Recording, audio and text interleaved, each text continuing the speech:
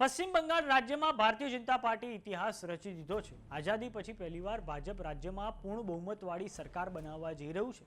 ભાજપે વિધાયક દળના નેતાની નિમણૂક કરવા માટે હવે ગતિવિધિઓ તેજ કરી દીધી છે અને હવે કેન્દ્રીય ગૃહમંત્રી અમિત શાહને પશ્ચિમ બંગાળમાં ભારતીય જનતા પાર્ટી દ્વારા ઓબ્ઝર્વર તરીકે નિમણૂક કરવામાં આવ્યા છે।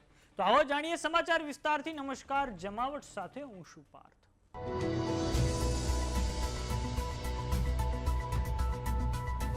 5 રાજ્યોમાં થયેલી વિધાનસભાની ચૂંટણીઓનું પરિણામ આવી ગયું। ભારતીય જનતા પાર્ટીએ પશ્ચિમ બંગાળમાં ખૂબ મોટી સફળતા હાંસલ કરી છે।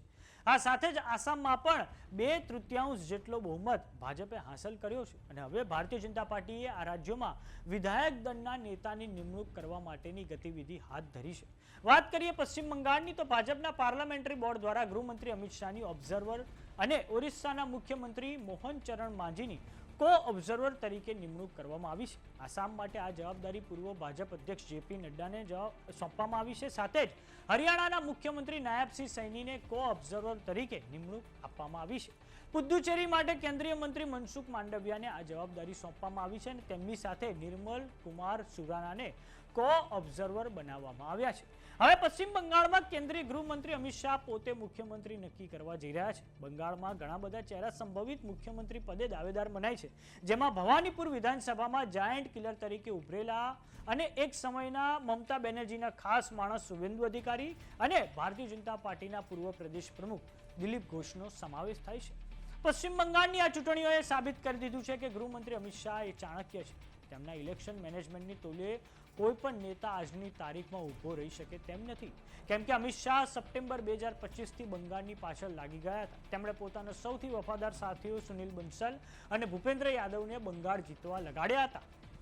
બંગાળમાં ભારતીય જનતા પાર્ટીની આ જીતમાં રાષ્ટ્રીય સ્વયંસેવક સંઘનો ખૂબ મોટો ફાળો છે, કેમ કે આરએસએસ દ્વારા બંગાળમાં નાની 1 લાખ સભાઓ કરવામાં આવી છે અને આ ઉપરાંત આરએસએસના કાર્યકર્તાઓએ બંગાળમાં ડોર ટુ ડોર પ્રચાર પણ કર્યો છે। ભાજપે બંગાળમાં પોતાની પ્રચારની રણનીતિ 2021ની વિધાનસભાની ચૂંટણીઓ કરતા બદલી નાખી હતી।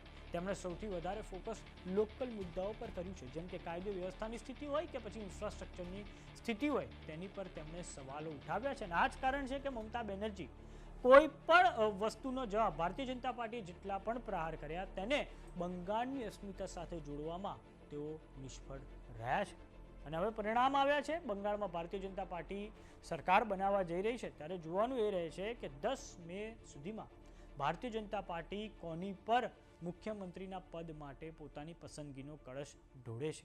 તો સમાચારોમાં અત્યારે બસ આટલું। જોતા રહો જમાવટ। જો તમે અમને યુટ્યુબ પર જોઈ રહ્યા તો સબસ્ક્રાઇબ કરો, જો તમે અમને ફેસબુક પર જોઈ રહ્યા તો ફોલો કરો, સાથે જ અમારી વોટ્સએપ ચેનલ આવી ગઈ છે, જોઈન કરવાનું ના ભૂલતા। નમસ્કાર।